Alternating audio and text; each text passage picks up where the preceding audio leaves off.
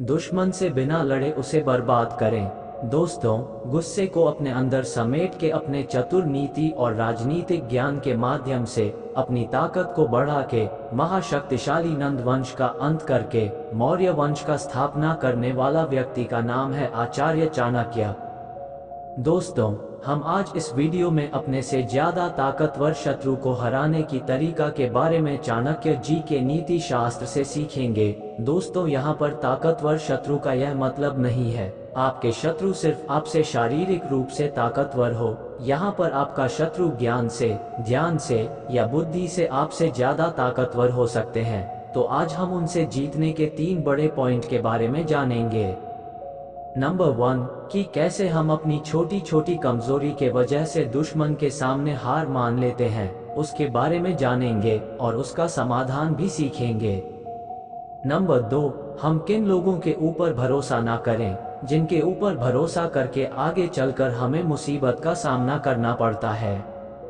Number 3 कैसे अपने दम पर शत्रु को हराया जाए।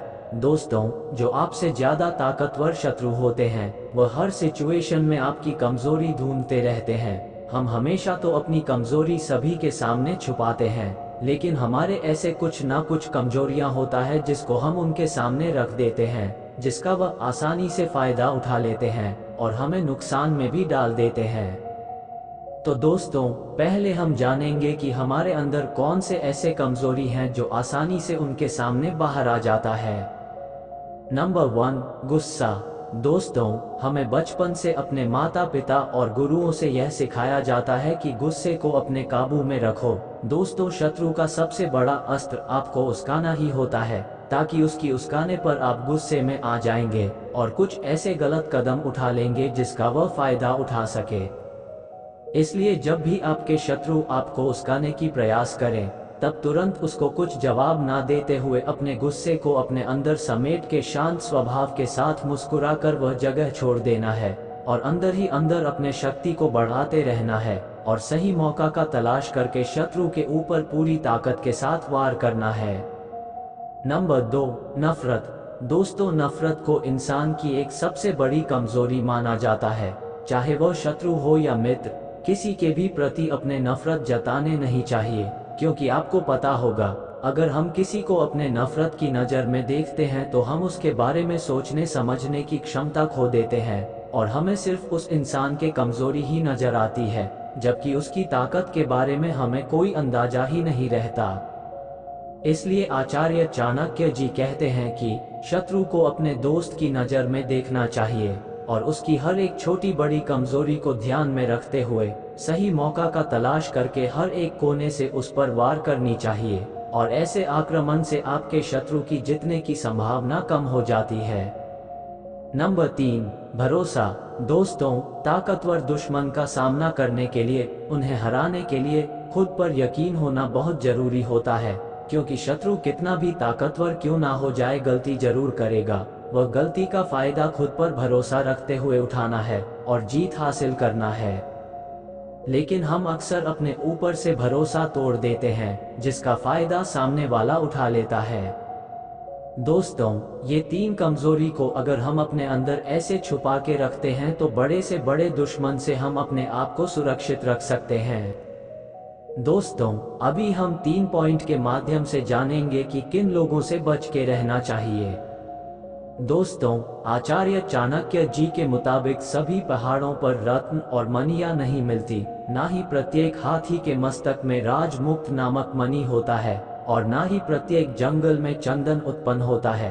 ठीक उसी प्रकार सज्जन पुरुष सभी स्थान पर नहीं मिलते और हम जाने अनजाने में दुष्ट लोगों से ऐसी मित्रता बना लेते हैं जिसे हमें बाद में चल के बहुत ज्यादा पछतावा होता है।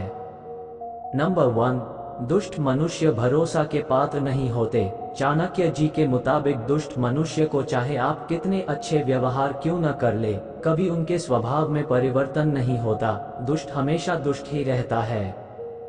कहते हैं सांप के जहर उसके दांतों में होता है, बिच्छू के जहर उसके पूंछ में होता है, लेकिन दुष्ट मनुष्यों का जहर उसकी अंग अंग में भरा होता है।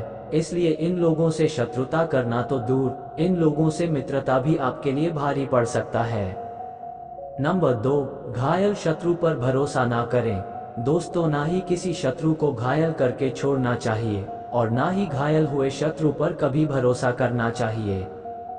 दोस्तों, अगर किसी बीमारी का जड़ से इलाज नहीं किया जाता है तो जिंदगी में वह अपना प्रभाव जरूर दिखाएगा। ठीक उसी प्रकार अगर किसी सांप को घायल करके छोड़ दिया जाए तो वह ज्यादा जहरीले बनकर आपको काट सकता है। ठीक उसी प्रकार अगर आपका मुकाबला किसी शत्रु के साथ हो रहा है तो उसकी संपूर्ण नाश करना जरूरी है, नहीं तो वह पहले से ज्यादा ताकतवर होकर आपके विरुद्ध खड़ा हो सकते हैं और आपको हरा भी सकते हैं। भारत में मोहम्मद गौरी और पृथ्वीराज चौहान उसकी सबसे बड़ी उदाहरण है। नंबर 3, शत्रु का ऐसा व्यवहार जो हितकारी प्रतीत हो उस पर कभी भी भरोसा नहीं करनी चाहिए। दोस्तों, शकुनी का कौरवों को जीतने का जो कूटनीति था वह कौरवों को उस समय हितकारी प्रतीत हुआ था, लेकिन वह अपने 99 भाई और पिता का मृत्यु के बदला ले रहे थे और अपनी कूटनीति के दम पर उनके ही जड़ को खोदने जा रहे थे। इसके बारे में कौरव को कोई अंदाजा भी नहीं था और एक दिन ऐसे समय आया जब वह अपनी चाल में सफल हुआ और कौरवों को नाश कर दिया।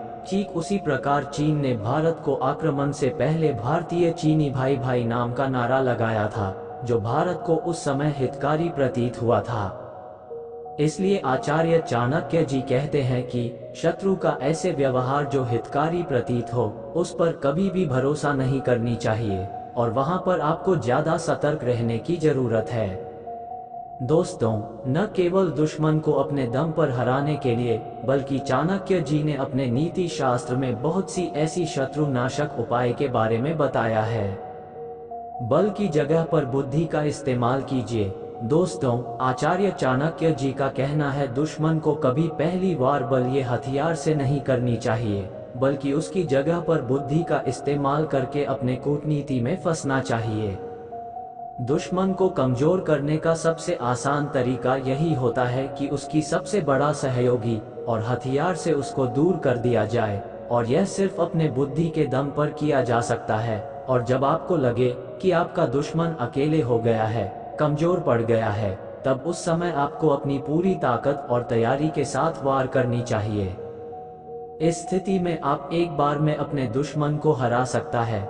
दोस्तों, अंत में कंक्लूजन यही रहेगी कि दुश्मन को तकलीफ देने में, उसको हर काम में हरा कर खुद जीतने में और उस पर आपको ज्यादा फोकस डालने में अपने ज्यादा समय ना खोते हुए अपने फोकस अपने काम पर रखिए। अगर आप अपने दुश्मन की मुंह को बंद और आंखों को नीचे करवाना चाहते हो तो ये सिर्फ खुद को कामयाबी की बुलंदियों पर पहुंचा कर किया जा सकता है। तो दोस्तों, आज के लिए इतना ही। वीडियो पसंद आया हो तो वीडियो को लाइक करें और हमारे चैनल को सब्सक्राइब जरूर करें। तो चलिए दोस्तों, फिर मिलेंगे अगले नए वीडियो में एक नई सी के साथ। तब तक के लिए आप स्वस्थ रहो, मस्त रहो।